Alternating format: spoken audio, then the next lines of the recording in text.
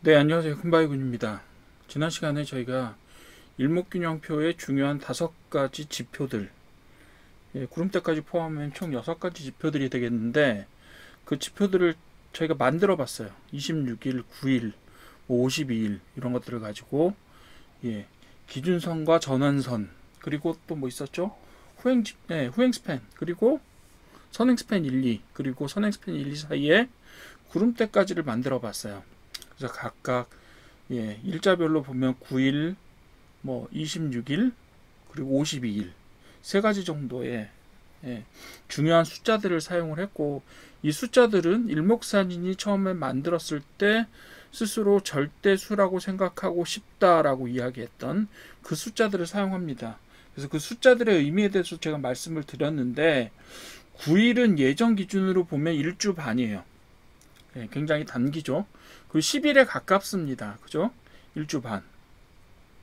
그리고 26은 뭐라 그랬어요?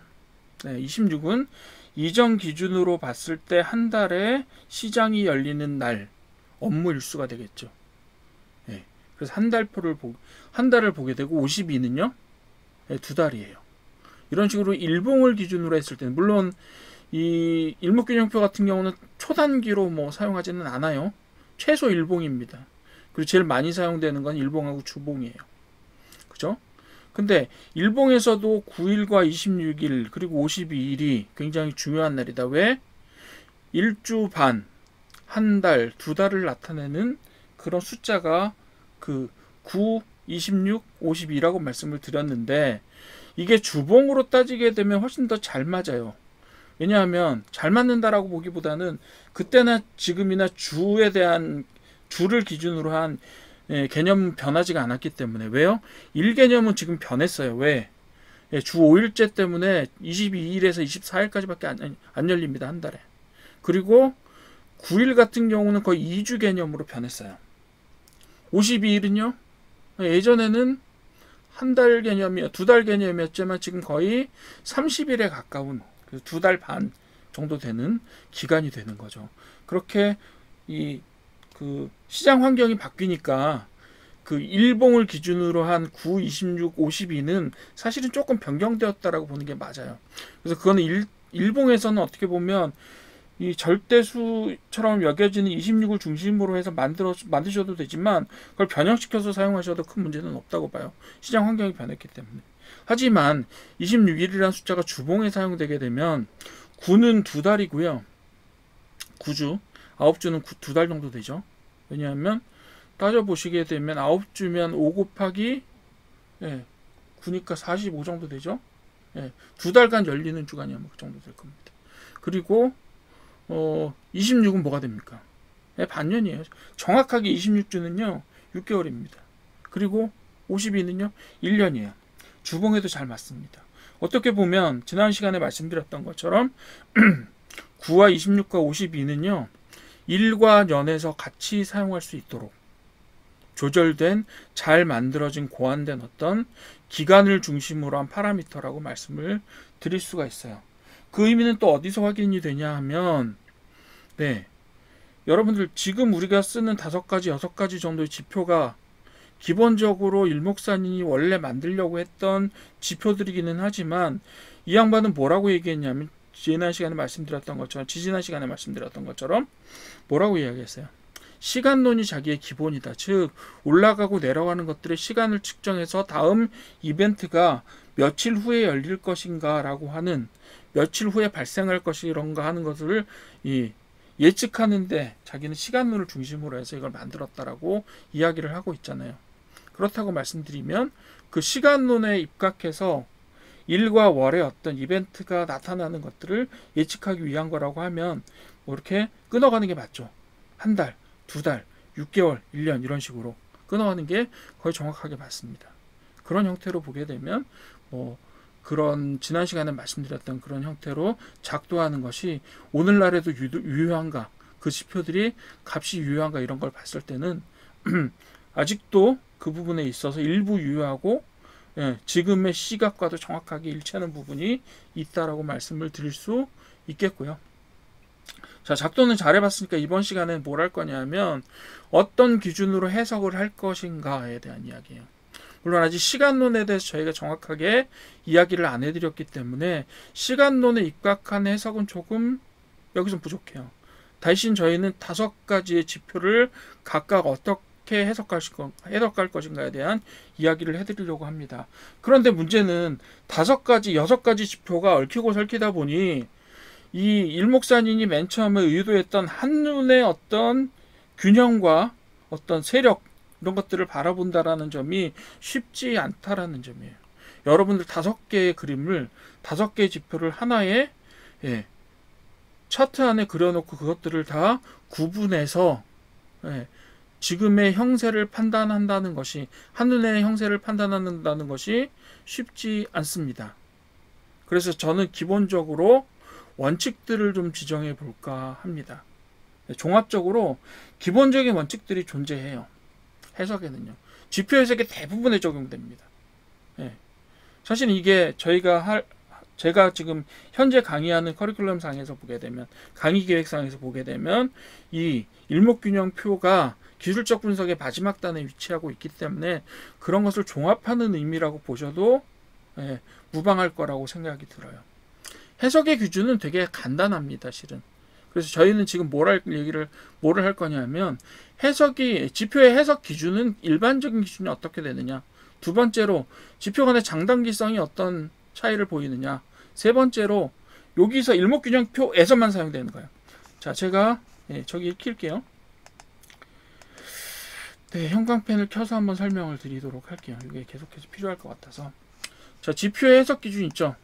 요거는 특별한 경우를 제외하고는 모든 지표에 있어서 이 원칙이 적용됩니다. 비단 저희가 말씀드렸던 보조지표뿐만 아니라 어떤 거요? 예를 들면 이평선에도 똑같은 룰이 적용돼요. 이평선은 정말 똑같은 룰이 적용됩니다. 이거하고. 왜냐하면 여러분들 저희가 사용하는 일목균형표의 지표들 중에서 기준선과 전환선은요. 뭐라고 말씀드릴 수 있냐면 이동평균선의 대체제라고 말할 수도 있고요. 이동평균선의 어떤 보완적인 모습을 보여준다라고도 말할 수 있어요. 즉 대안의 이동평균선이다라고 이야기할 수도 있습니다. 각각 11선과 21선에 가깝게 대응합니다. 물론 좀 다르긴 해요. 9일하고 26일이기 때문에 약간의 틀린 점은 있지만 여러분들 제가 나중에 다음 시간쯤에 제가 일목균형표의 그 2가지 하고 그 다음에 11선, 21선을 새로 그린 그 그림을 한번 비교를 해볼까 합니다. 그래서 대안적인 성격으로서의 이동평균선이 바로 뭐다? 기준선과 전환선이다. 이렇게 말씀드릴 수 있어요. 즉 단기선과 중기선의 의미로 이동평균선과 매우 유사하다. 이렇게 말씀드릴 수 있습니다. 그리고 그 이동평균선과 다른 모든 지표들이 어떠냐 하면요. 3가지, 4가지 정도의 기본적으로 성격들을 가지고 있어요. 해석의 기준들을 가지고 있습니다. 어렵지는 않아요. 여러분들 지금까지 계속 익혀오셨던 것들이고 누구나 얘기하는 것들은 아주 일반적인 법칙들입니다. 그런데 그것이 일목균형표에서 이 일목균형표 일목산인이 만들었던 5가지 지표들에도 동일하게 적용이 되는 거예요. 그렇게 보시면 돼요. 그래서 되게 어렵게 생각하지 마시고 하나하나의 지표들을 보면서 이게 어떤 위치고 어떤 위치다. 그렇기 때문에 이건 어떻게 해석해야 되네라는 강화의 관점에서 바라봐 주시기를 바라요. 나중에 제가 종합적으로 한번 다시 말씀드리겠지만 일목균형표에는 크게는 3가지의 화면이 존재합니다. 하나는 뭐죠? 기준선과 전환선이 존재하는 화면이에요. 이건 현재를 판단하는 화면입니다. 2번째로는 뭐예요? 후행 스팬이라고 하는 과거의 값과 현재의 값과 과거의 값을 비교함으로써 현재 어떤 세력, 어떤 그 균형의 어떤 형태를 가지고 있느냐, 혹은 세력의 판도가 어떻게 되느냐, 이런 것들을 판단하는 하나의 그림이 있어요. 그리고 3번째는 뭐가 있죠? 3번째는 선행 스팬 1과 2를 통해서 향후 26일 후, 즉 한 달 후라고도 이야기할 수 있고 6개월 후라고도 이야기할 수 있어요. 그 한 달 후 혹은 6개월 후에 투사해 놓은, 과거에 예측해 놓은 그 예측과 현재의 가격이 어떤 식으로 위치하고 있느냐를 통해서 판단하는 기준이 하나 있어요. 그죠? 그 세 가지는 각각이요 강화의 관계를 가져요. 어떻게 해요? 여러분들이 이것이 강한 신호다라고 판단을 하려고 하시면요 세 가지 다 충족을 하면 돼요. 어떻게 해요?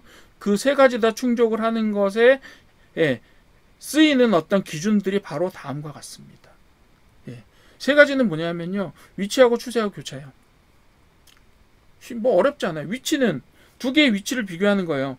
즉 우리 만들어진 일목균형표의 지표들과 지금 가격의 위치가 어디에 있느냐. 근데 요걸 좀 더 일반화해 볼게요. 제가 가격과 지표라는 것으로 표현하기보다 뭐라고 표현할 거냐면 조금 더 단기적인 지표와 조금 더 장기적인 지표 사이에서 그거 둘을 비교할 때요. 그럼 장단기는 어떻게 하냐고요? 그건 다음에 말씀드릴게요. 두 번째 칸에 있잖아요. 첫 번째 해석 기준은요. 위치상으로 단기가 장기보다 높다. 현재. 그럼 어떻게 돼요? 상승세에 있네. 이렇게 보는 거예요. 두 번째로 장기보다 단기가 낮은 위치에 있어요. 그럼 어떻게 봐요? 이거 하락세에 있네. 이렇게 보는 거예요. 쉽죠? 단기가 항상 단기가 항상 위에 있거나 아래에 있거나 이렇게 위치를 할 때 장기보다 위에 있으면 이거 올라가 있네. 장기보다 아래에 있으면 이거 내려가 있네. 이렇게 보시면 돼요. 두 번째로 추세는 뭐냐면 각 지표가 우상향하느냐 우하향하느냐. 좌상이나 좌하로 갈 수는 없잖아요. 왜? 시간의 흐름을 나타내니까 차트에서는 모든 것이. 그래서 각 지표가 우상향하느냐 우하향하느냐 아니면 평행하게 달리느냐 보합세냐 이런 걸 가지고 전체적인 추세를 나타냅니다. 주기만 달라요. 그게 단기냐 중기냐 아니면 조금 더 장기냐의 추세만 어떤 기간 기준만 다를 뿐 어때요? 기간 단위만 다를 뿐 그것을 가지고 추세 해석을 합니다. 단기 추세가 올라가고 있어요? 중기가 올라가고 있어요? 장기로 올라가고 있습니다. 이렇게 이야기할 수 있잖아요. 그게 추세예요. 추세에서는요 일반적으로 뭘 보게 돼요? 가장 기본적으로는 가격의 위치가 어떻게 우상향 그리고 평행 그리고 우하향 어느 쪽으로 움직이냐에 따라서 추세를 보기도 하지만 그죠? 그 가격의 봉 차트 한마디로 말씀드린 캔들 차트는요 1일 1일의 가격의 네 가지 기준들을 이야기하는 거잖아요. 그리고 저희가 보통 이 추세를 얘기할 때 뭘 본다? 종가 보잖아요. 그죠? 그런 것들을 추세라고 부릅니다. 근데 그 추세는 각각 지표의 성격에 따라서 단기, 중기, 장기로 나뉘어진다. 요거는 제가 추세 설명할 때 한번 말씀드렸던 거예요. 그죠? 그 다음 위치만큼 진짜로 중요하다고 저희가 생각하는 거 하나가 뭐냐 하면 교차예요. 교차요. 교차도 역시 장단기를 따질 때 위치의 해석하고 똑같아요. 위치는 뭐예요? 지금 얘가 높냐 낮냐예요. 높냐 낮냐. 얘가 높고 얘가 낮다. 얘가 단기고 얘가 장기다. 그러면 어쨌든 얘가 뚫고 올라왔기 때문에 여기까지 온 거잖아요. 그죠? 요게 위치예요. 추세는 뭐예요? 우상향하느냐 평행으로 가느냐 우하향하느냐. 요게 추세잖아요. 교차는 뭐예요? 단기와 장기가 겹친다. 이렇게. 요게 교차 아니에요. 근데 단기가 장기를 뚫고 올라간다? 이거 뭐예요? 상승세. 근데 단기가 장기를 뚫고 내려온다. 하락세예요. 그럼 저 뭐라 그래요? 가격대와 특별한 어떤 우리가 고안한 혹은 우리가 사용하는 지표가 서로 안 맞을 때 뭐라고 불러요? 저희가 발산이라고 부르잖아요. 발산. 그죠? 다이버전스라고 부르잖아요. 다이버전스. 그죠? 이거를 가지고 빙산이다 이런 식으로 해석을 하는데 제가 볼 때는 발산이라는 표현이 제일 잘 맞고 그게 제일 중립적이기는 해요. 발산이에요. 그죠?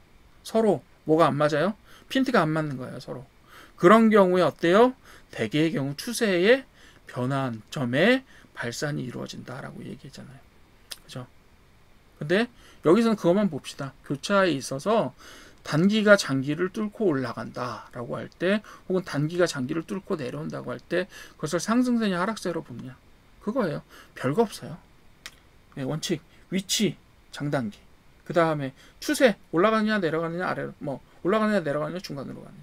교차, 겹치는데 꼬이는데 어떻게 꼬이느냐라는 이야기를 하는 거죠. 그리고 네 번째 원칙은요. 해석 기준에서 여기에 나오는 모든 지표는 사실 지지 저항으로 활용될 수 있다라는 거예요. 네, 지지 저항으로 활용될 수 있다. 모든 선들은, 모든 이평선은 사실은 지지 저항의 선들로 활용될 수 있고요. 추세선 그리는 것도 지지 저항으로 활용될 수 있고요. 특이하게 어떤 지표들 있잖아요. 지표들. 우리가 중요하게 쓰는 여러 가지 지표들 있잖아요. 그런 지표들도 잘 고안된 지표들은 지지와 저항선으로 사용될 수 있습니다. 물론 어떤 것도 지지와 저항의 되게 중요한 요소들 중에 하나예요. 전고가, 전저가 이런 것들이요. 매물대, 그죠? 이런 것들도 다 지지와 저항의 어떤 기준으로 활용이 될 수가 있습니다. 그래서 지지 저항의 가능성은 되게 여러 개로 나와요. 현재의 어떤 그 가격, 현재의 움직임을 볼 때 지지 저항선은 하나만 나오는 게 아니고 강도에 따라서 여러 개 나올 수 있고요. 그리고 두 개 이상의 지지 저항이 서로 겹쳐서 서로 강화해 주는 경우도 종종 있습니다. 예를 들면 어떻게 해요? 네. 현재로 봤을 때 지지선으로 딱 잡았는데 그게 전 저점하고 이동평균선하고 겹치는 경우 많아요. 그죠? 그런 식으로 신호가 서로 강화해주는 형태로 만들어지는 경우도 있고, 예를 들면 몹도 있죠? 거래량에서 나오는 그 거래량의 어떤 그 시점들 있죠. 그 기준봉 보통 이렇게 말씀하기도 하는데, 그런 기준봉하고 그 다음에 어떤 특정한 몇 가지 지표들이 겹치는 경우도 있어요. 그런 경우에 굉장히 강력한 지지와 저항으로 활용될 수 있죠. 오늘 나오는 것들 중에 특별히는 뭐가 지지 저항으로 활용되냐면 다 쓰여요. 구름대도 쓰이고요. 기준선과 전환선도 지지 저항으로 사용될 수 있습니다. 그리고 때로는요, 뭐 이렇게 되게 자주 나타나는 경우는 아니지만 후행 스팬이 어떻게 보면 후행 스팬은 사실 지지 저항이라고 말하기는 좀 힘들어요. 왜냐하면 지지 저항은 앞으로의 프로젝션 계획을 말하는 건데요. 뭐 그런 경우로 작용했던 적은 있었다라고 이야기할 수 있겠죠. 근데 후행 스팬 같은 경우 지지 저항을 이야기하기는 조금 적당하지는 않아요. 왜? 과거의 데이터를 기준으로 해서 지금을 보기 때문에. 그죠? 그래서 과거의 후행 스팬하고 과거의 가격대를 봤을 때 후행 스팬이 현재 가격을 나타내잖아요. 그래서 그런 경우에는 어떻게 보면 과거의 가격이 후행 스팬의 지지선을 나타내는 이런 것들은 보실 수 있습니다만 그건 그렇게 되게 중요하진 않아요. 그래서 모든 지표는 지지 저항으로 활용이 가능하다. 이렇게 보시면 되겠고, 자, 지표 간의 장단기성을 비교해 봅시다. 자, 가격보다 전환선, 요거는 길이에요. 시간 단위의 길이가 누가 크냐를 비교한 겁니다. 여기다 제가 좀 써놔야 되는데, 이게 시간 크기예요. 시간이 누가 크냐, 누가 기냐 이렇게 보는 거예요. 가격이 제일 짧죠. 언제나. 그 다음 전환선이, 그 다음 기준선이 돼요. 왜? 전환선은 9일 단위, 기준선은 26일 단위. 거의 3배 차이 나잖아요. 그죠? 그리고 가격에 있어서도 요거는 뭐냐 하면 구름대 나타나는 선행스팬 1, 2를 나타내는 차트에 있어서는 선행스팬 1이 그거보다 조금 길고 선행스팬 2는 52일 선을 26일로 투사한 거기 때문에 가장 긴, 일목균형표에서 가장 긴 주기를 갖습니다. 이렇게 보시면 돼요. 뭐 어렵지 않죠? 금방 보실 수 있죠? 요거만 판단하시면 돼요. 후행 스팬 같은 경우는 사실상 그 후행 스팬도 1일 단위고요. 현재 가격도 1일 단위이기 때문에 사실은 같아요. 시간의 어떤 차이만 있을 뿐 기준 주기는 똑같습니다. 주기가 똑같아요. 그래서 가격하고 후행 스팬을 나타내는 그 차트를 보시게 되면 거기에서는 후행 스팬과 현재의 가격이 동일한 어떤 기준을 갖는다. 이렇게 보셔도 될 것 같습니다. 자, 그 다음에 지표별 해석 시간 기준인데 요거는 사실상 다른 것들은 그게 뭐 보실 필요가 없는데, 이게 제가 아까 말씀드렸던 것처럼 일목균형표가 5개의 지표로 이루어져 있지만 2개의 지표는 현재의 지표예요. 약간 후행성을 나타내긴 하지만 과거의 데이터를 가지고 지금의 어떤 값을 나타내는 약간의 후행성을 갖긴 하지만 어쨌든 현재의 지표예요. 그게 뭐예요? 기준선하고 전환선이에요. 이 두 가지는 현재의 지표입니다. 그리고 후행 스팬은 뭐예요? 과거의 지표예요. 시간을 거슬러 올라가서 해석하는 거예요. 그래서 이게 조금 어렵습니다. 후행 스팬은 어떻게 해요? 기준선 전환선은요, 네, 현재 시점 가격과 비교하는 거예요. 그냥 비교해서 높으냐 낮으냐, 혹은 두 가지가 서로 교차하느냐, 가격과 서로 교차하느냐, 이것의 여부예요. 근데 후행 스팬은 어때요? 후행 스팬의 결과값은요, 현재에서 과거를 돌아보고 과거의 가격과 현재의 가격을 비교해 본 후 어느 것이 높은지를 계산해 보고 현재 시점에서 이 가격이 어떻게 움직일까를 예측하는 기준으로 활용되는 거예요. 즉 언제 쓴다고 26일 전 거 예측해 봐야 뭐예요. 소용없잖아요. 26일 전에 아무리 오른다고 예측이 됐어 봐요. 지금 내가 사는데 혹은 파는데 지금의 의사결정에 도움이 되어야 될 거 아니에요. 그러니까 판단 시점은 언제예요? 지금이요. 근데 자료는 언제 걸 본다고? 26일 전 걸 본다고. 그게 기준이에요. 그리고 선행 스팬하고 구름대 같은 경우 어떨까요? 지금 우리가 보고 있는 자료는 언제 만들어진 거? 26일 전에 5개년 계획처럼 만들어진 거. 그러면 그 5개년 기획 안에 우리가 달성을 했느냐 못했느냐, 그걸 지금 보는 거예요. 그죠? 26일 후에 어떻게 될 거다라는 예측과 지금 우리가 가지고 있는 것이 맞았느냐 틀렸느냐. 더 높이 있다 그러면 뭐예요? 아, 계획 달성이 잘 됐네. 그죠? 계속 올라가겠네. 뭐 이런 식으로 보는 거죠. 가격대가 지금보다 뭐예요? 가격이 선행 스팬 1, 2 구름대보다 위에 있다라는 얘기는 뭐예요? 우리가 예측했던 26일 전에 예측했던 가격대보다 더 위에 있다라고 하는 거예요. 더 올라가 있다. 조금 더 긍정적이다라고 하는 거예요. 그리고 26일 그 구름대보다 가격이 아래에 있으면 뭐예요? 우리가 예상했던 것보다 많이 떨어져 있네. 앞으로도 약세로 진행될 가능성이 조금 더 높지 않겠느냐라고 보는 거예요. 그죠? 만약 5년 전에 우리나라 경제 성장에 대한 계획을 세웠어요. 근데 생각보다 좀 잘 안 됐죠. 왜? 코로나도 있었고 문제가 많았잖아요. 그죠? 최근에. 그죠? 그래서 생각보다 달성이 안 됐어. 그럼 이때 바른 전망은 뭐예요? 앞으로도 이 전망이 계속될 수 있으니 어떻게든지 다시 일으킬 계획을 세워서 진행시키겠다라고 하는 것이 지금의 바른 판단이 되는 거죠. 근데 주가는 우리가 어떻게 못 하잖아요. 그죠? 우리는 뭘 할 수 있어요? 가격을 보고 나서 살지 말지 아니면 보유할지 팔지를 판단하는 것 뿐이에요. 그죠? 그래서 지금은 어떤 거냐? 프로젝션으로 보니까, 우리가 앞으로 보니까 어때요? 얘가 계속 약세로 갈 것 같아. 그럼 어떻게 해요? 팔던가. 아니면 약세로 가다가 장기적으로 올라갈 가능성이 좀 있다라는 판단이 내리면 보유하는 거겠죠. 그죠? 근데 지금 약세일 때 산다. 그거는 잘 모르겠어요. 그거는 바른 판단인지는 잘 모르겠어요. 산다라고 하는 것이 맞다라고 하는 분들도 있어요. 왜? 지금 가격이 충분히 낮다면 지금부터 사서 모으는 것도 나쁘지 않다라고 볼 수 있어요. 그죠? 근데 더 약세라는 것이 거의 분명하게 예측이 된다. 상당히 많이 떨어져서 약세일 수도 있다라고 판단이 되면 기다려야죠. 그죠? 혹은 팔거나. 그렇게 하시는 게 맞는 거예요. 결국은 이 모든 지표들이 다 뭘 하기 위해서요? 미래에 얘가 올라갈지 말지 아니면 정체될지를 예측하기 위해서 사용되는 것이 보조 지표들이잖아요. 그죠? 그런 것들에 도움을 주려고 쓰는 거고. 일목균형표가 5개의 지표, 6개의 지표를 가지고 굉장히 종합적인 시각을 우리에게 제공해요. 적어도 서너 개, 대여섯 개 이상 혹은 더 많은 숫자에 뭘 제공하냐면 저희한테 신호들을 시그널들을 계속 준단 말이에요. 여기서 무슨 신호라고 판단할 수 있는 기호가 되니까 여기서 판단을 잘 하시오라는 신호들을 준단 말이에요. 그럼 우리가 그걸 가지고 어떻게 해요? 요거는 얘가 강화되었으니 이렇게 될 가능성이 조금 더 높겠네. 그죠? 우리가 60%의 가능성, 55%의 가능성을 가지고 판단하지 못해요. 근데 55%의 가능성이 있는 지표들이 두 개가 중첩되면요, 한 80% 정도, 저기가 나와요. 80% 정도의 확률이 나옵니다. 그런 식으로 강화가 돼 나가는 거잖아요. 근데 그게 한 화면 안에 다 들어있으니 어때요? 우리 결국 확률로 먹어야 되는 거잖아요. 그죠? 강화되어 있다. 근데 한 화면 안에 2개의 지표, 3개의 지표를 이렇게 엮는 게 아니라 한 화면에 하나의 체계 안에 하나의 시스템으로 하나의 세계관으로 통합되어 있는 이 지표들을 가지고 우리가 서로 강화시켜 가면서 신뢰도를 강화시켜 나가면서 판단을 할 수 있게 만들어주는 것이 바로 일목균형표인 거죠. 그렇게 보시면 돼요.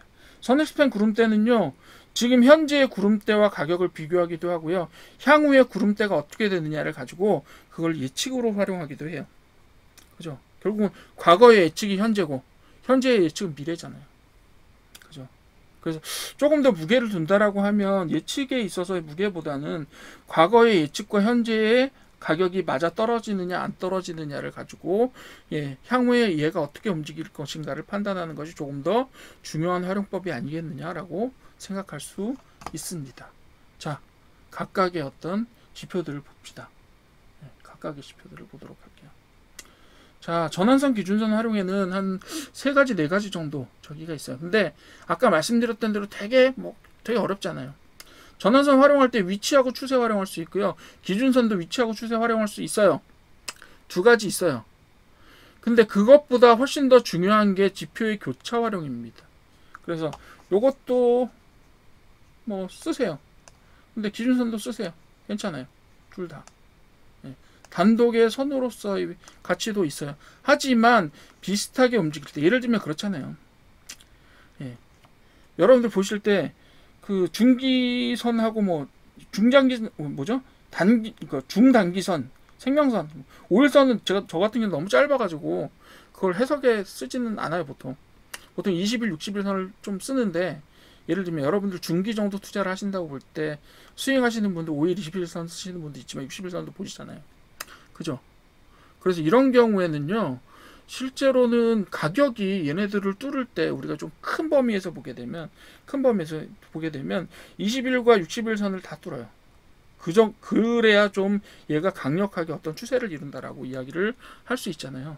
그래서 여기서도 전환선이나 기준선, 즉 9일선과 26일선을 별도로 활용을 해서 얘가 어떻게 되느냐, 위에 있느냐 아래에 있느냐, 뚫느냐 아니면 뚫지 못하느냐로 활용할 수 있어요. 단독으로도.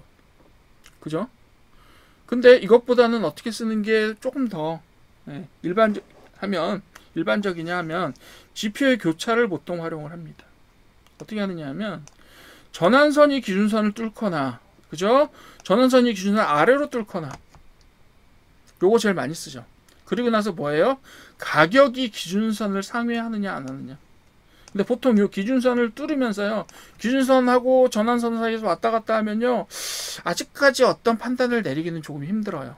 그냥 같이 시원하게 뚫어주면 이게 상승 추세구나라고 판단할 수 있게 되는 거죠. 현재 무슨 얘기인지 아시겠죠? 아셨을 거라고 믿어요. 그리고 또 각각 어떻게 작용할 수 있어요? 전환선과 기준선이 각각 지지와 저항선으로 활용이 가능합니다. 근데 주로 기준선 쪽이 조금 더 신뢰도가 있다라고 개인적으로 판단합니다. 그렇게 보시죠. 왜냐하면 전환선 너무 짧아요. 주기가 너무 짧습니다. 그래서 하나하나 볼게요. 자, 요거 봅시다. 지금 여기서 보시게 되면, 자, 이게 빨간 선이 여기서 빨간 선, 파란 선, 빨간 선하고 초록색 선 한번 여러분들 구분해 보세요. 어떤 게 전환선이고 어떤 게 기준선일까? 판단 한번 해보세요. 아무래도 직선 구간이 많고 가격보다 좀 느리게 움직이는 초록색 선이 기준선입니다. 그리고 빨간색 선이 9일선을 가지고 있는 9일의 전환선이 바로 뭐다? 이게 바로 전환선이에요. 두 개, 가격과 세 개가 서로 얽히고 설키게 되는 거잖아요. 여기에서 전환선이 기준선을 아래로 돌파할 때, 근데 전환선이 기준선 아래로 돌파하는 것보다 뭐가 더 빨리 돌파해요? 요 두 개의 선을 가격이 제일 먼저 돌파해 버려요. 그 다음에 전환선이 따라오고 기준선이 그 다음에 따라오게 되는 거죠. 이거는 저희 이평선 할 때 이야기했어요. 그리고 나서 다시 여기서 교체하죠. 이런 식으로. 그죠? 들락날락하면서 교체하니까 요거는 뭐예요? 여기서 일정 부분 올라가고 떨어지고의 그림이 있을 수는 있겠으나 요거는 사실상 여기에서는 중간에 위치하고 이게 떨어졌다고 해도 근처에서 놀고 있고, 그 다음 사실은 요거는 건드리고 떨어지는 상황 정도예요. 그죠? 그리고 나서 확실하게 어디서 돌파합니까? 여기서 돌파하죠. 이 두 개를. 돌파 시점은요, 여기에서 전환선이 기준선을 돌파하는데요. 사실 가격은 일시적으로 돌파할 수 있잖아요. 한 하루 이틀 정도 올라갔다가 돌파를 할 수 있으나 전환선이 기준선을 돌파하는 거는요, 기존의 고점이 아주 높아지거나 고점이나 저점이 높아지지 않으면요, 전환선이 그렇게 빨리 높아지지는 않아요. 즉 며칠간의 어떤 후행성을 띠기는 해요. 하지만 노이즈를 없애고 전환의 어떤 그 뭐죠? 국면 전환의 어떤 신호를 나타내 주는 게 바로 전환선이라는 것들을 생각해 보면 전환선이 움직여야 뭐다? 제대로 전환이 된 거다라고 볼 수가 있겠죠. 그래서 전환선이라는 이름이 있는 거잖아요. 여기서는 확실히 어떻게 해요? 전환선이 기준선을 확실하게 뚫고, 그래서 기준선은 바닥을 이렇게 그리고 있잖아요. 그죠? 그래서 이걸 뚫고 이렇게 확실히 올라가고요. 다시 올라가고요. 그리고 나서 여기에서는요, 여기서는 기준선 자체는 변하지 않죠. 그러다 기준선이 살짝 올라가주는 시점에서 가격이 전환선을 뚫었다가 다시 내려오는데 기준선이 지지선이 되면서 다시 올라가잖아요. 계속해서 여기서는 기준선이었다가 다시 전환선을 뭘로 삼아요? 지지로 삼아서 계속해서 올라가는 모습을 보실 수가 있고, 잠깐 전환선을 이탈하긴 하지만 여기서도 계속해서 지지대로 삼아서 만들어지고 있다. 이렇게 보시면 되겠잖아요. 여기까지 계속해서 뭐가 높아요? 전환선이 높아요. 여기에서 역전이 일어나고 상승 추세로 변환되었다.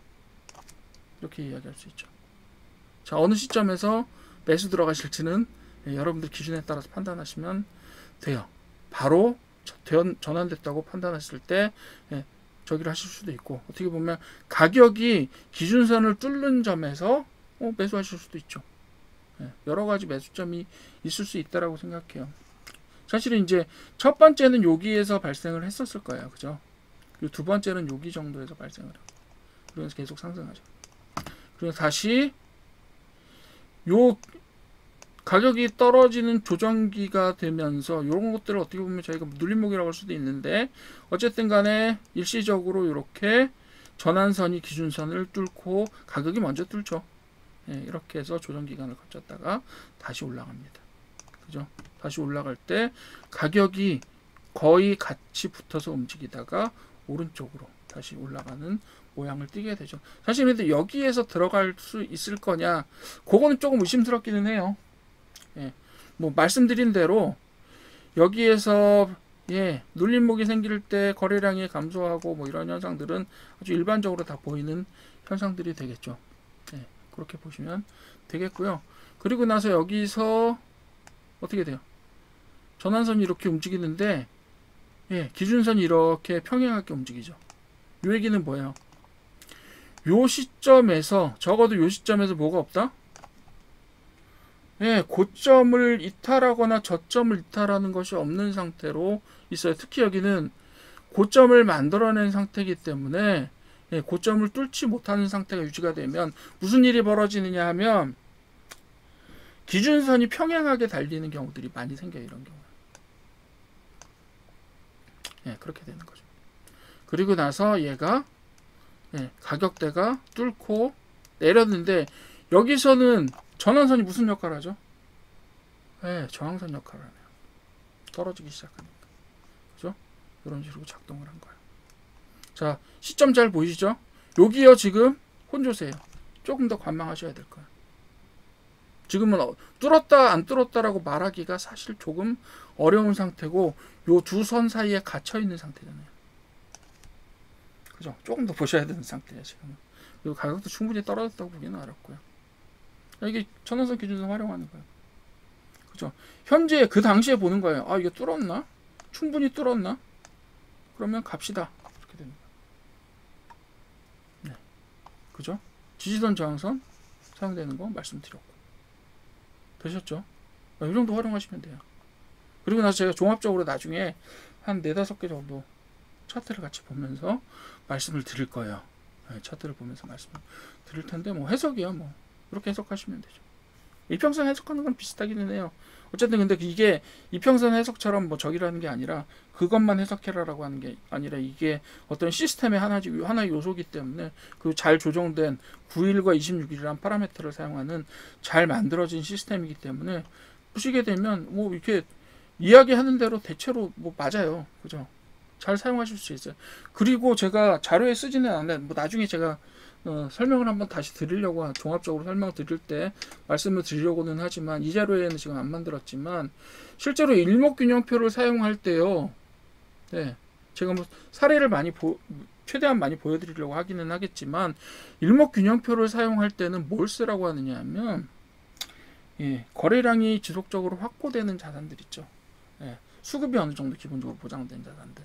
예를 들면 지수라든가 아니면 대형 우량주 이런 것들 기준으로 이야기를 하는 것이 맞습니다. 즉 일목균형표는요 어떤 다른 가격 외적인 다른 요소들 있잖아요. 시장 외적인 요소들이 작동하는 어떤 그런 종목들에는 적당하지 않아요.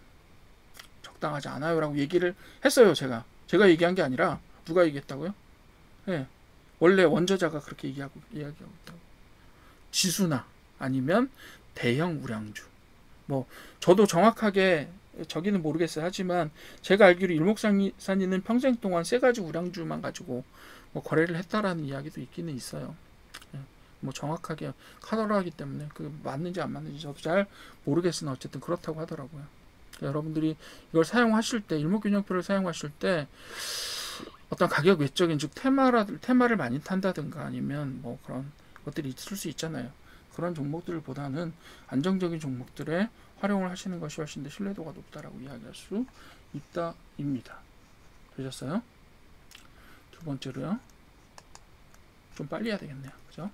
후행스팬 활용하는 방법입니다. 여기 또 역시 후행스팬은 4가지 정도 말씀을 드려야 되는데 해석 시점은 아까 좀 자세하게 말씀을 드려서 현재 시점의 어떤 행동을 현재 시점을 판단하기 위해서 보기 위해서 맞지만 현재의 가격과 26일의 가격을 비교하는 거예요. 바로 그거예요.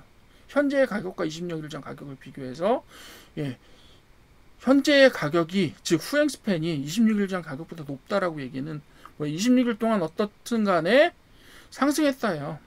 얘는 그냥 뭐 대표값이 아니라 즉 그 뭐죠? 최고값, 최저값, 중간값 이런 게 아니라 뭐예요? 얘는 그냥 바로 종가예요. 종가하고 종가를 비교하는 거예요, 서로. 그런 거기 때문에 가격의 움직임이라서 얘는 뭐 시점의 어떤 차이라든가 아니면 그 시간 간격의 길이 이런 것들이 없어요. 그냥 바로 직격으로 비교하는 겁니다.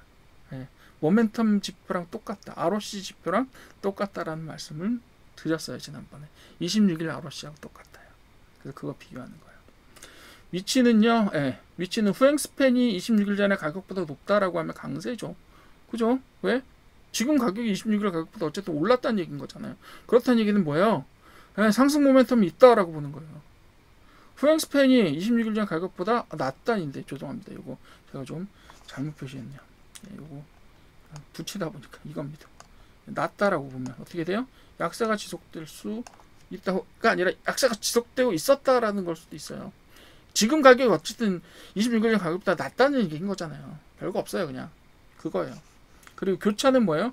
후행스팬이 즉 현재의 가격이 과거의 가격을 뛰어넘었다라고 하면 상승 전환 상승 전환될 가능성이 상승 전환 되었기 때문에 그게 가능한 거잖아요. 후행스팬이 가격을 하방으로 이탈할 경우에 26일에 돌파할 경우에 하락 전환 오타가 맞네. 그죠? 죄송합니다. 여기는 하락입니다.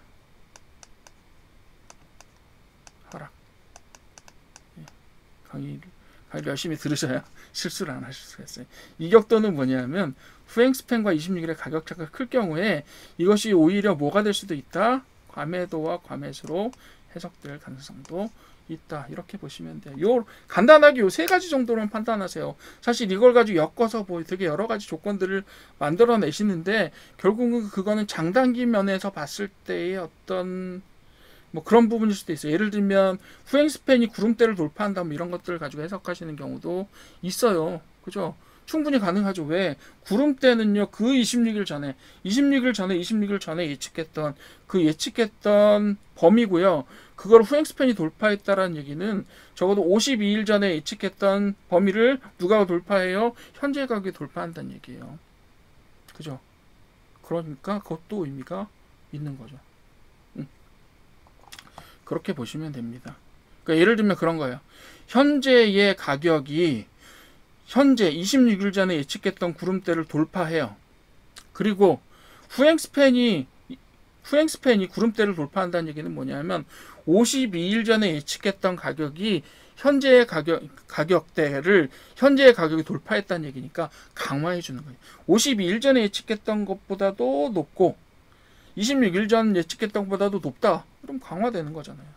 그렇게 보시면 돼요. 뭐 그런 식의 그 활용법을 가지고 나오시기도 하는데요. 그건 되게 상식적인 활용법이라고 볼 수 있어요. 왜요? 강화 신호잖아요, 일종의. 그렇게 보시면 되겠다. 이것도 뭐 그냥 장단기를 서로 비교한다라고 보실 수도 있고, 이건 그냥 모멘텀 비교라고 보시면 돼요. 후행스팬 활용 차트를 한번 볼게요. 예. 후행스팬 차트를 활용하실 때요, 여기는 지금 후행스팬이 끝이 여기 있고, 지금 가격이 여기 있잖아요. 그래서 요거는 금방 보실 수가 있어요. 그런데 문제는 뭐예요? 예를 들면 후행스팬 과거에 얘가 어떤 후행스팬에 대해서 지표에 대해서 어떤 식으로 작동이 이루었는지를 알고 싶어요. 그럼 26일 전 거를 봐야 되잖아요. 근데 이 그래프만 가지고 26일 전 거를 볼 수가 있어요, 없어요? 있어요, 없어요? 없죠. 26일 전 거. 대충 때려 맞추나? 예, 그렇게 해주셔도 되지만, 예, 그렇게 하시기보다는 저는 방법을 이렇게 드릴게요. 현재 가격 26일에 박스를 하나 만드세요. 높이는 뭐 알아서 만드셔도 돼요. 이렇게 26일짜리 박스를 하나 만드세요. 보통 키움에서 박스 만들면 가운데가 노란색으로 칠해지고요. 예, 이 박스는 빨간 박스로 만드실 수 있어요. 잘 투명하게 잘 보이도록 이걸 움직이는 거예요. 이렇게. 예, 좌우가 아니라 왼쪽으로 움직이면서 활용하시는 거예요. 이렇게, 예, 이렇게 활용하시는 거예요. 예, 그렇게 쓰시면 돼요. 예를 들면요, 여기에다가 제가 딱 적용을 해봤더니 제가 요걸 쓰고 싶었거든요. 여기서 후행 스팬이 가격을 뚫고 올라갈 때 어떤 일이 일어났느냐라고 봤을 때 그 시점이 어디냐 하면 여기에요. 요 시점이에요. 예, 대략 요 시점이더라고요. 그래서 쭉 여기서 혼조세를 보이다가, 그쵸, 거의 후행 스팬하고 가격이 얽히고 돌아가다가 여기서 한번 가격이 뚫었다가 다시, 예, 후행 스팬이 아래쪽으로 내려와서 가격이 뛰는 바람에 후행 스팬이 이렇게 돼요. 요거는 가격보다 후행 스팬이 상당히 아래에 있기 때문에 요거는 하락의 전조인가라고 생각할 수 있었겠지만, 여기서 그냥 후행 스팬이 바로 되게 강력하게 가격대를 뚫어버려요. 그때 요 시점, 뚫어버리는 시점 있죠. 요것이 관찰됐을 때, 왜냐하면 요 시점에서 봤을 때는요, 요 시점에서 봤을 때는 후행 스팬이 여기까지만 딱 보여요. 뚫는 시점. 그 뒤에 있는 후행 스팬은 존재하지 않아요. 26일 전 거니까 안 만들어진다고요. 요게 뚫었을 시점에 현재의 가격, 요 시점에서 판단을 하는 거예요. 내가 얘가 계속 올라갈까? 라고 했을 때, 올라가는 것에 대해 지지해 줄 수 있는 어떤 증거가 필요한데, 라고 해서 뒤로 딱 돌아가 보니까 무슨 일이 일어났어요? 후행 스팬이 강력하게 가격을 뚫고 있더란 말이에요. 그러니까 이게 하나의 지지 신호가 될 수가 있는 거죠. 아시겠죠? 이렇게 해석하시면 돼요. 되게 단순해요. 그리고 나서, 예, 여기에서 보시면, 예, 엄청나게 급하게 상승을 하기 때문에 여기에서 점점 후행 스팬하고 이격도가 커지잖아요. 이격도가 커지죠. 계속 커져요. 계속 커져요. 너무 커지면 어떻다? 이제 후행 스팬에 저기가 계속 커졌다. 여기서도 보시게 되면, 요쯤에서 보시게 되면 후행 스팬하고 이격도가 이만큼 커졌잖아요. 거의 시간대 왔네. 요쯤에서부터 이제 관찰하는 거예요. 이거 떨어질 때가 될 수도 있겠는데? 라고 보는 거죠. 이거 과매수 상태일 수도 있겠는데? 라고 보는 거예요. 판단하면서 쭉 보면서 여기서 어떤 지점을 정하고, 예, 뭐 다른 지표에서 정하게 되겠죠. 그러면서 걔를 이탈하면 매도한다 라는 원칙들, 시나리오를 만드실 수 있겠죠. 네. 시나리오 만드신 게 100% 승리를 보장하지는 않아요. 하지만 어쨌든 간에 자기 원칙을 만들어내는 거니까. 그래서 여기서 보시게 되면 여기에서, 예, 이격도가 커지는 것들을 관찰한 다음에 계속해서 매도 시점을 관찰하다가 특정한 범위를 벗어나게 되면 매도를 한다. 그렇게 했으면 자기 시나리오가 어느 정도 성공적인 결과값을 가지고 왔겠죠. 예, 후행 스팬은 그냥 이렇게 단순하게 말하면 그 시점에서 26일 전으로 갔을 때, 예, 어떻게 그 두 가지의 가격을 비교해서 지금 행동을 판단할 것인가 입니다. 네, 다른 의미를 더 부여하지는 마세요. 대신에 뭐예요? 예를 들면 그 시점에서 현재의 가격과 기준선과 전환선을 봤더니 어때요? 여기서 기준선과 전환선 제가 안 그렸는데 요거 나중에 한번 다 그려서 설명드릴게요. 왜냐하면 하나하나 요소를 활용하는 방법을 지금 설명드리는 거라서 이걸 다 하면 너무 많아요. 그래서 그래요. 후행스팬 활용 어떻게 한다? 지금 시점에서 26일 전으로 가서 그 가격대와 후행스팬 지금 현재의 가격과 그 당시의 가격에 비해서 올라 있으면 이제 관찰하는 거예요. 아, 이게 앞으로 올라갈 수 있겠는데 그렇다면 다른 증거를 찾아볼까? 그래서 서로 다른 증거를 나타내. 다른 지표들은 이거 뭐죠? 하락세라고 나타내는데 라고 하면 관망하시면 되는 거고. 다른 지표들도 이거 올라갈 가능성이 높습니다라는 그것들을 지지하는 지표들이 여러 개 나오게 되면 올라가는 쪽에 내가 표를 한 표 던지는 것이 조금 더 낫겠죠. 뭐 그런 식으로 판단하시는 겁니다. 그 외에 뭐 기본적인 지표나 이런 것들도 다 보셔야 돼요. 자, 그렇게 볼게요. 그런 식으로 판단하시면 되는 거고요. 자, 선행스패나 구름대 활용 봅시다. 자, 여기서는 제가 오타를 안 냈나 한번 볼게요. 자, 선행스팬 1, 2가 교차되는 거를 한번 봅시다. 시간이 내가 벌써 40, 요거 1시간 안에 끝낼 수 있겠네요. 자, 선행스팬 1, 2가 교차한다. 쓰는 겁니다. 요거. 선행스팬 1하고 2가 교차하는 것들을 써요. 그래서 상승구름, 하락구름. 상승구름은 파란색, 빨간색 계열로. 주황색, 빨간색으로 보통 표현하고 하락구름은 파란색, 초록색 뭐 이런 식으로 제가 표현을 하는데 저는 초록색하고 주황색 씁니다. 어쨌든 간에. 이런 경우 어때요? 상승은 강세지속, 이거는 하락지속인데. 죄송합니다. 이게 제가 강의를 하다가 본다고 보는데도 이렇게 조금 저기가 있어요. 하락지속입니다. 하락구름은 하락지속이겠죠. 자, 그리고 구름대 활용을 할 때 위치.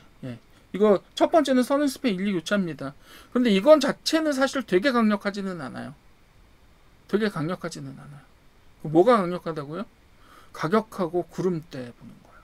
그게 훨씬 더 신뢰도 있는 신호라고 봐요. 신뢰도 있는 신호라고 봅니다. 자, 구름대 활용할 때 이게 제일 중요해요, 사실. 제일 중요한 거. 자, 아까도 봤을 때 진짜 중요한 요소들이 있었는데요. 여기서도 교차였었고요. 여기서도 교차였었어요. 첫 번째도. 여기서도 지표하고 교차, 가격하고 기준선 교차, 이게 제일 중요했잖아요. 두 번째 여기서도 교차가 중요해요. 후행스팬이 가격이 후행스팬, 그 다음에 후행스팬 그 가격 요렇게 얘기를 요건 후행스팬이고, 선행스팬에서 위치는 가격보다 구름대가 높다라고 하면 강세. 왜? 계획보다 높다는 거잖아요. 그 다음에 가격이 구름대보다 낮다 이런 경우 약세다. 왜? 우리가 26일 전에 계획했던 것보다 얘가 왜 낮네? 그럼 약세죠. 그죠? 그리고 선행스팬하고 가격하고 선행스팬. 요거는 제가 왜 선행스팬 1, 2를 안 썼냐 하면 때로는 1이 높고 때로는 2가 높아요. 그죠? 2가 높을 때는 언제예요? 하락구름일 때. 1이 높은 경우 언제예요? 상승구름일 때. 근데 그 사이에 가격이 끼어 있어. 그럼 뭐라고 부르냐면 이거 혼조장이네. 좀 관찰하고 들어갈지 말지 좀 판단해 봅시다. 다른 신호가 없으면 뭐다? 아무 행동도 안 하는 거죠. 그렇게 되는 거. 올라갈지 내려갈지 모르는 상태다. 이렇게 보는 거예요. 그죠? 그리고 교차, 가격이 구름대를 뚫는다. 이게 어떻게 보면 가장 중요한 지표가 아닐까라고 생각합니다. 그죠? 이럴 때 매수. 가격이 구름대 아래로 내려갈 때 이런 것들은 하락이라고 보는 거예요. 구름대를요, 보통 선행스팬이 1이 있느냐 2가 위에 있느냐도 되게 중요하지만 실제로는 거의 구름대를 하나의 지표처럼 해석해요. 어떻게 한다고요? 구름대를 뚫느냐 구름대를 아래로 뚫느냐. 그죠? 그렇게 보는 거예요. 지지저항은요, 가격대가 구름보다 위에 있을 때 구름대가 지지선으로 작용할 때가 많습니다. 마찬가지로 가격이 구름대보다 아래에 있을 때는 구름대가 저항선으로 작용하는 경우가 있고, 구름대의 두께는 지지저항의 크기로 해석이 가능합니다. 왜? 구름대라는 게 어디 걸릴지 몰라요. 선행스팬 1에 걸릴지 2에 걸릴지 몰라요. 그 구름대 중간에도 어떻게 보면 그 선만이 어떻게 보면 지지저항으로 작동하는 게 아니라요.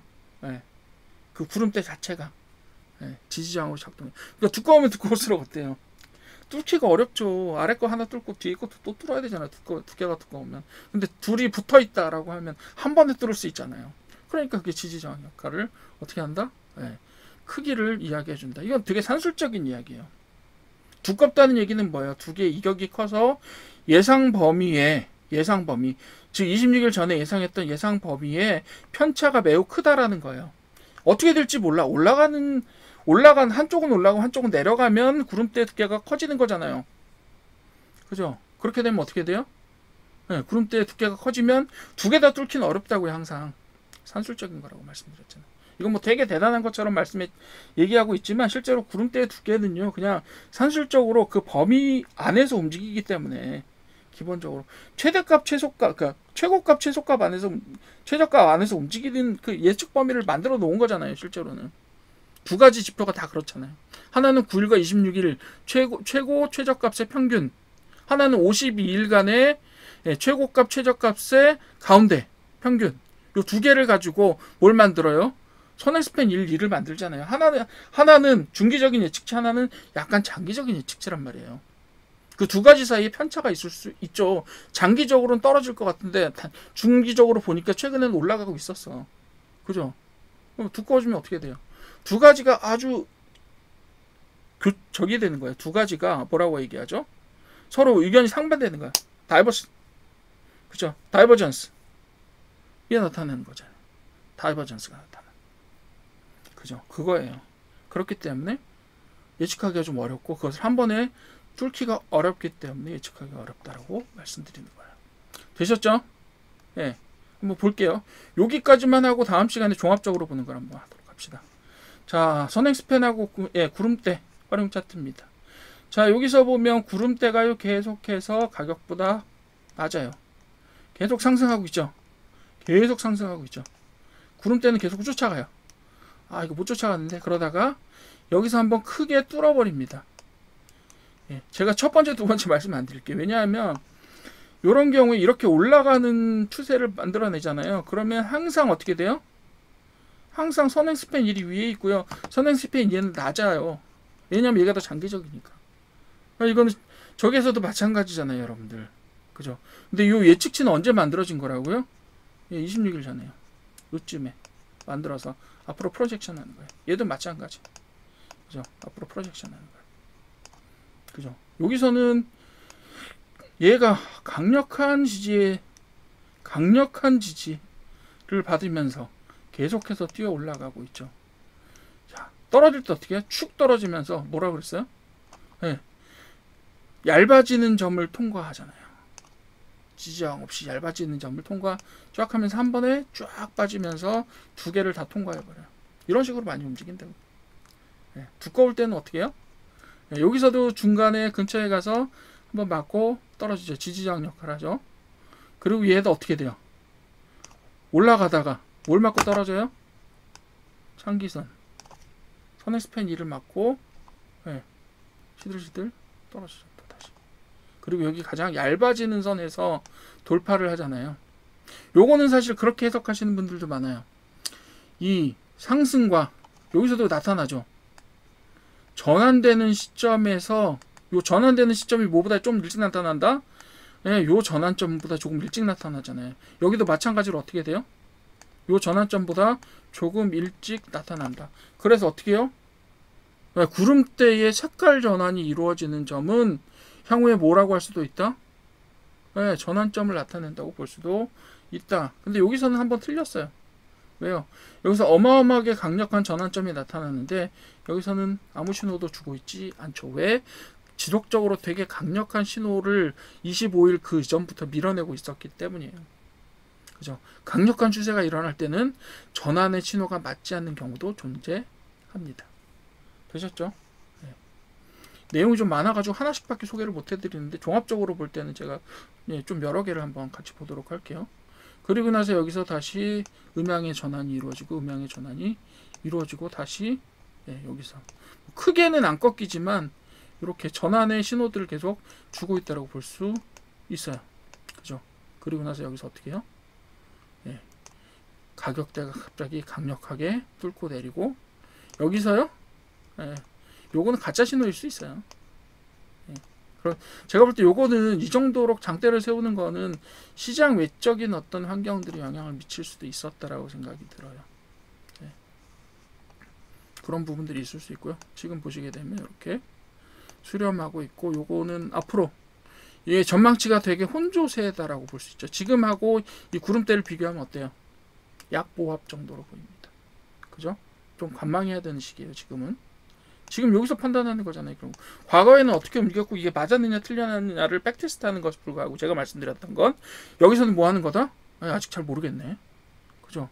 워낙 얇은 구름대가 이렇게 만들어지면서 네, 지금 계속해서 어느 쪽으로 움직일지 모르는 네, 그런 형태로 지금 만들어지고 있습니다. 이게 선행 스팬하고 구름대 활용 차트입니다. 네. 그 하나하나는 단순하게 해석하시고요. 구름대도 마찬가지, 기준선 전환선도 마찬가지, 후행 스팬도 마찬가지입니다. 대신에 그것들이 만들어내는 조합들을 강화 신호로 해석하셔서 이것이 강력한 신호다 혹은 서로 다른 걸 나타내면 일관되지 못한 신호인 거잖아요.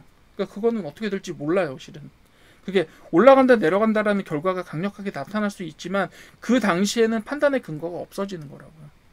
그런 식으로 해석을 하시면 될 것 같아요. 일목균형표는 이렇게 보시고 다음 시간은 뭘 할 거냐면 한 몇 개의 차트를 보시면서 그 안에서 일목균형표가 서로 강화의 신호를 내고 있는지 아니면 갈등의 신호를 내고 있는지 그걸 한번 보도록 할게요. 그렇게 해서 해석을 한번 해보고요. 그리고 그거 다 하고 나서 다음 시간 지내보고 나서 그 다음에 뭐 시간론, 그 다음에 뭐 파동론 이런 것들을 한 챕터 정도씩 해서 좀 간단하게 설명을 드리고 끝내도록 할게요. 오늘은 56분. 오늘도 수고하셨고요. 오늘 활용하시는 부분들이 여러분들 일목균형표를 쓰시는데 좀 도움이 됐으면 좋겠고, 이번 편 다음 편이 아마 여러분들 일반적으로 하는 보실 때에 뭐 중심적인 강의가 될 것 같아요. 그렇게 보시면 되겠습니다. 오늘도 수고 많이 하셨고요. 들어주셔서 감사드립니다.